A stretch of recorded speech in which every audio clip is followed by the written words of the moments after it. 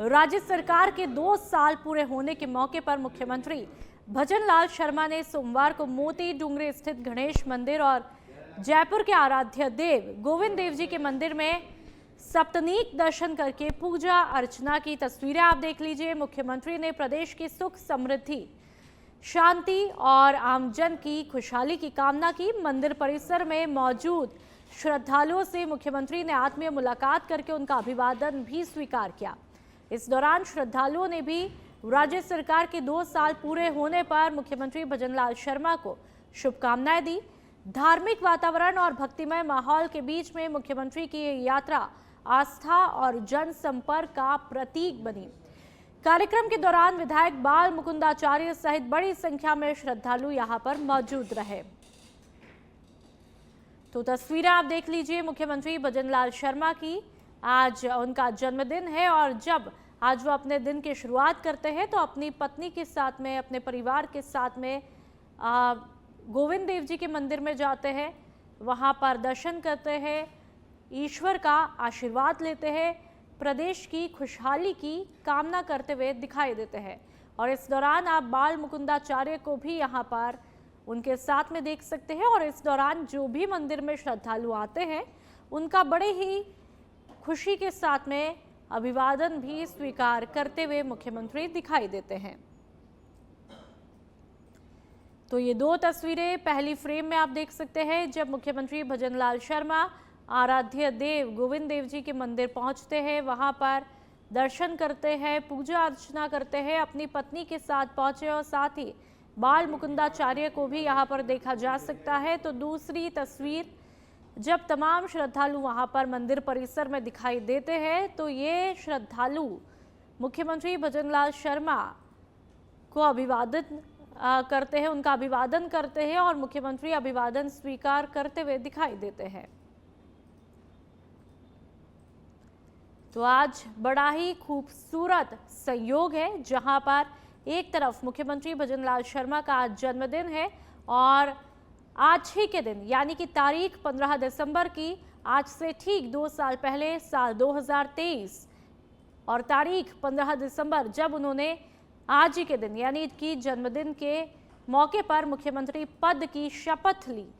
तो ये संयोग बहुत ही खूबसूरत हो जाता है जब आपके जन्मदिन पर एक महत्वपूर्ण तोहफा, एक महत्वपूर्ण जिम्मेदारी आपको दी जाती है।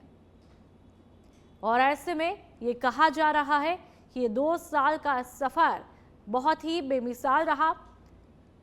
2 साल में जिस तरह से भजनलाल सरकार ने जो जिम्मेदारियां संभाली, जिस तरह से योजनाओं को अमली जामा पहनाया, वो वाकई में तारीफ़े काबिल है। और बीजेपी लगातार दावा कर रही है कि हमने 70% से ज़्यादा घोषणाओं को अमली जामा पहनाया है और उसमें सबसे महत्वपूर्ण पेपर लीक नहीं होना इन 2 साल के दरमियान और एसआईटी का गठन करना, ये बीजेपी अपनी तरफ से एक बड़ी उपलब्धि के तौर पर देख रही है इन 2 सालों को।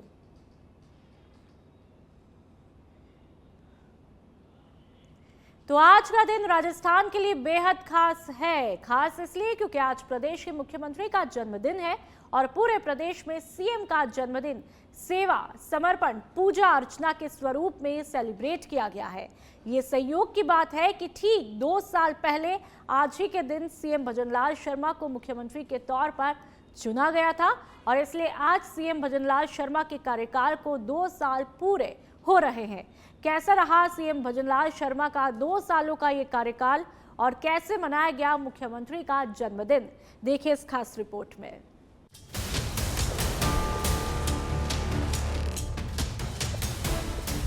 Happy birthday CM. मुख्यमंत्री भजनलाल शर्मा का जन्म दिवस, पूरे देश से आ रही शुभकामनाएं।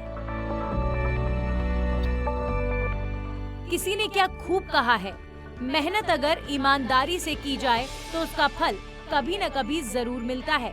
ये बात लागू होती है राजस्थान के मुख्यमंत्री भजनलाल शर्मा के लिए, जिन्होंने कई वर्षों तक बीजेपी संगठन में रहकर खूब मेहनत की और फिर पहली बार विधायक बनते ही उन्हें राजस्थान का सीएम चुना गया। आज राजस्थान के मुख्यमंत्री भजनलाल शर्मा का 58वां जन्म दिवस है और प्रदेश के मुखिया के जन्मदिन के अवसर पर पूरे प्रदेश में खुशी है और अपार प्रेम सीएम भजनलाल शर्मा को मिल रहा है। आज के दिन का खास संयोग ये भी है कि ठीक 2 साल पहले इसी दिन सीएम शर्मा ने प्रदेश के 14वें मुख्यमंत्री के रूप में शपथ ली थी। अपने गांव अटारी से राजनीति की शुरुआत कर संगठन के विभिन्न पदों से होते हुए मुख्यमंत्री बने शर्मा का सफर संघर्ष और समर्पण की मिसाल है। मुख्यमंत्री बनने के बाद उन्होंने कृषि, रोजगार, बिजली, निवेश और एमएसएमई सेक्टर पर विशेष फोकस किया। आज अपने जन्मदिन के अवसर पर सीएम पूजा अर्चना, गौ सेवा और हवन कर प्रदेश की सुख समृद्धि की कामना करते नजर आए। कई हस्तियों ने सीएम भजनलाल शर्मा को दी शुभकामनाएं। सीएम भजनलाल शर्मा के जन्मदिन पर देश प्रदेश की नामचीन हस्तियों ने उन्हें शुभकामनाएं दी हैं। प्रधानमंत्री नरेंद्र मोदी, गृह मंत्री अमित शाह, लोकसभा अध्यक्ष ओम बिरला, केंद्रीय मंत्री गजेंद्र सिंह शेखावत, अर्जुन राम मेघवाल और भूपेंद्र यादव समेत कई नेताओं ने सीएम शर्मा को बधाई दी। दिन की शुरुआत प्रथम पूज्य गणेश जी की विशेष पूजा अर्चना से हुई। मुख्यमंत्री अपनी धर्म पत्नी गीता देवी के साथ सीएमआर से मोती डूंगरी गणेश मंदिर पहुंचे और पूजा अर्चना की।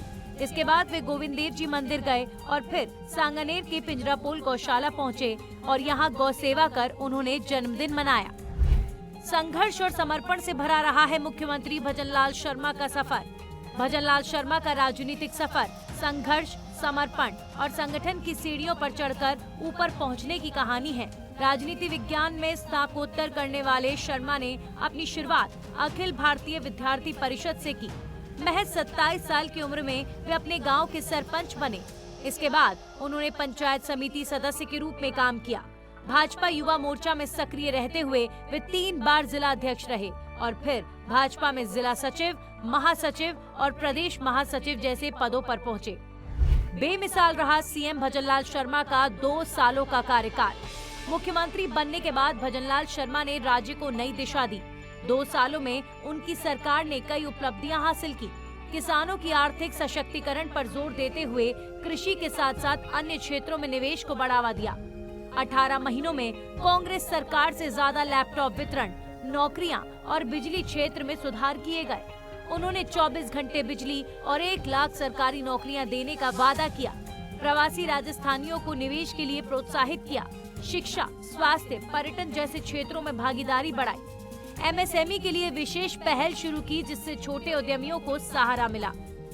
प्रदेश को नई ऊंचाई तक ले जाने का संकल्प।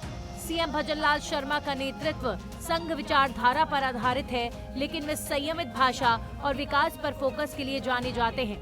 कृषि आपूर्ति व्यवसाय चलाने वाले शर्मा जमीनी हकीकत से वाकिफ हैं। वे राजनीति को सेवा मानते हैं। आने वाले समय के लिए सीएम भजनलाल राजस्थान को निवेश हब बनाने पर जोर दे रहे हैं। सच बेधड़क की टीम की तरफ से सीएम भजनलाल शर्मा को जन्मदिन की हार्दिक शुभकामनाएं। सच बेधड़क के लिए नंदिनी मिश्रा की रिपोर्ट।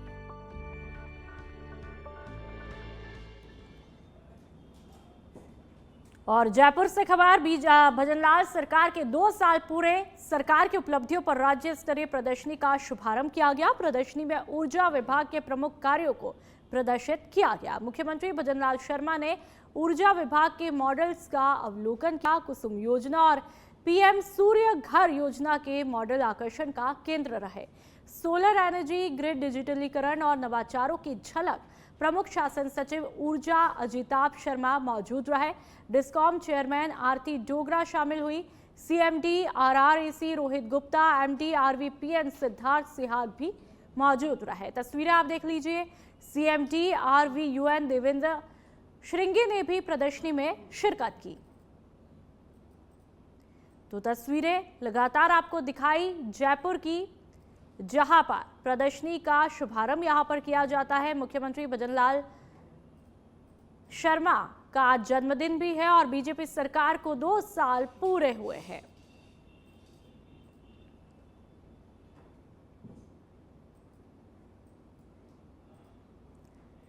भीलवाड़ा में एसीबी की बड़ी कार्रवाई देखने को मिली। 11 लाख रुपए की रिश्वत लेते डॉक्टर को गिरफ्तार किया गया। डॉक्टर पंकज को एसीबी ने ट्रैप किया। आयुष्मान योजना के बिल पास कराने की एवज में मांगी थी रिश्वत। कुल 14 लाख रुपए की मांग की थी। 11 लाख लेते हुए रंगे हाथों धर दबोचा किया।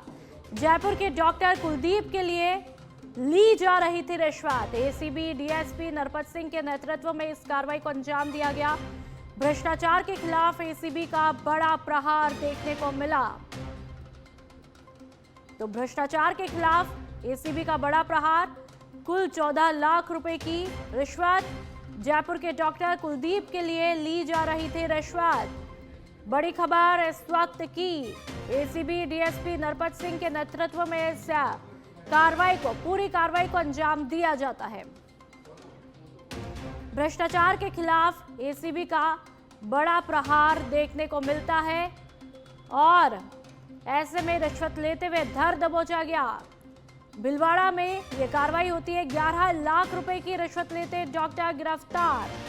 11 लाख जो कि एक बड़ी रकम, और ऐसे में रिश्वत लेते हुए डॉक्टर को गिरफ्तार किया गया। डॉक्टर पंकज को एसीबी ने ट्रैप किया गया। और संवाददाता जयेश पारीख हमारे साथ में फोन लाइन पर जुड़ चुके हैं।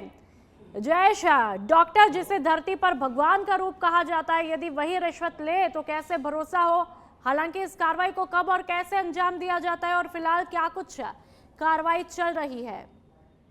जी बिल्कुल, ये कहना कहीं गलत नहीं होगा कि डॉक्टर जिसको भगवान का रूप कहा जाता है वे भी इस तरह का भ्रष्टाचार करने से किसी तरह से बाज नहीं आ रहे हैं। देखिए, अब तक की जो कार्रवाइयां एसीबी के द्वारा की गई है उनमें सबसे बड़ी भीलवाड़ा के लिए कार्रवाई बताई जा रही है, जिसमें करीब 14 लाख रुपए की डिमांड राशि जो है वो डॉक्टर्स के द्वारा की गई थी।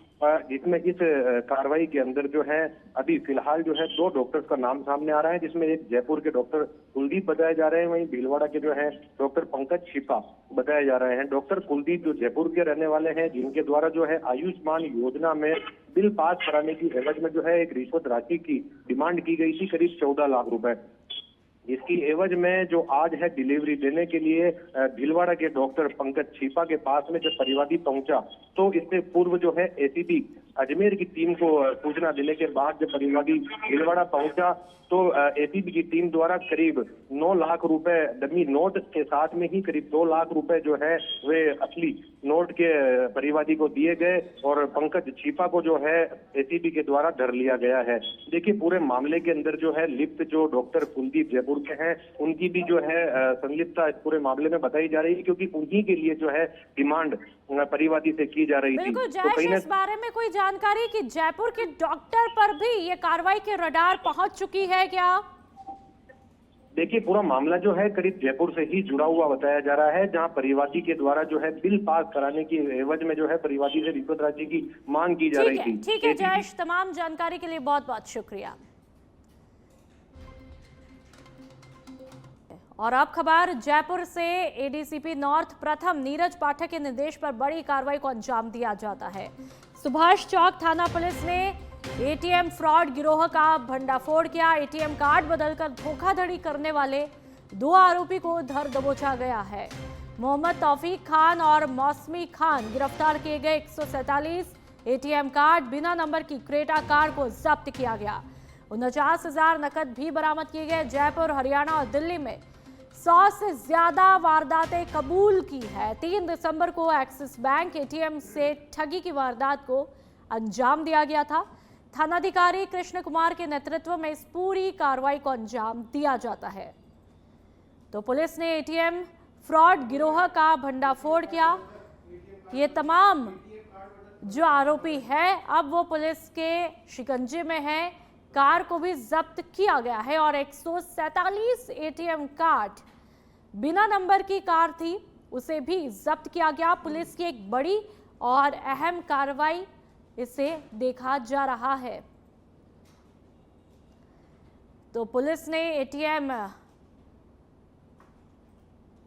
फ्रॉड गिरोह का भंडाफोड़ किया है महत्वपूर्ण कार्रवाई के तौर पर। और देखिए, टेबल पर आप देखिए कितने सारे एटीएम कार्ड है और तकरीबन 147 का ये आंकड़ा बताया गया है। पुलिस के लिए एक बड़ी सफलता। और संवाददाता राकेश दाधीच हमारे साथ में फोन लाइन पर जुड़ चुके हैं। राकेश, कब कैसे इस कार्रवाई को अंजाम दिया, फिलहाल क्या कुछ कार्रवाई अभी चल रही है? देखिए, नॉर्थ जिले के सुभाष चौक थाना इलाके में 3 दिसंबर को एक्सिस बैंक के एटीएम से कार्ड बदलकर पैसे निकालने का एक सनसनीखेज मामला सामने आया था। उसके बाद जो पुलिस ने सीसीटीवी पड़ताल करके संदिग्धों की तलाश शुरू की और उसमें 2 लोगों की गिरफ्तारी की, जिसमें मोहम्मद तौफीक खान और मोसली खान को गिरफ्तार किया, जिनके कब्जे से 147 एटीएम कार्ड और एक क्रेटा गाड़ी भी बरामद हुई है और करीब 50,000 रुपए नगद भी उनसे बरामद किए। बहरहाल उनसे अब पूछताछ की जा रही है कि ये दोनों जो लोग थे वो कहाँ पूर्व में वारदात कर चुके, इसके बारे में अब पड़ताल जारी है, क्योंकि एक बड़ा ही जो सनसनीखेज खुलासा पुलिस ने किया है। अब इसमें इन गैंग में किन लोगों की संलिप्तता है, इसके बारे में अब पुलिस पूछताछ कर रही है। जी ठीक है राकेश, बहुत बहुत शुक्रिया तमाम जानकारी के लिए।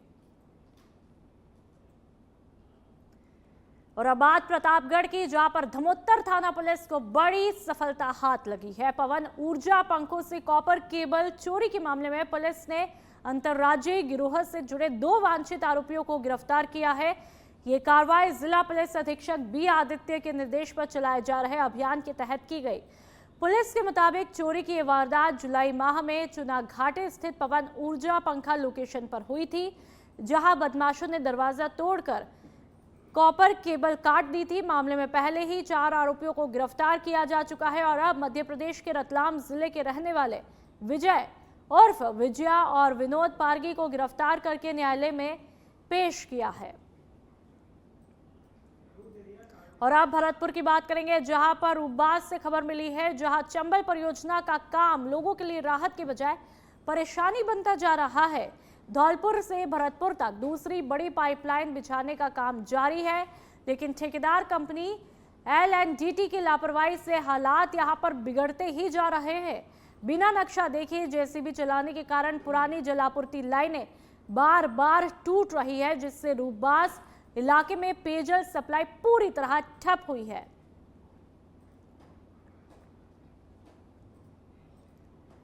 और अब बात सीकर की, जहां पर श्री माधोपुर से खबर, कोटपुतली किशनगढ़ ग्रीनफील्ड एक्सप्रेसवे को निरस्त करने की मांग जोर पकड़ती जा रही है। किसान महापंचायत के अध्यक्ष रामपाल जाट के नेतृत्व में श्री माधोपुर की अनाज मंडी में सैकड़ों किसानों की एक अहम बैठक रखी गई।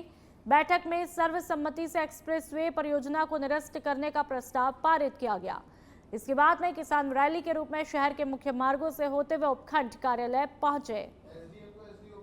एक्सप्रेसवे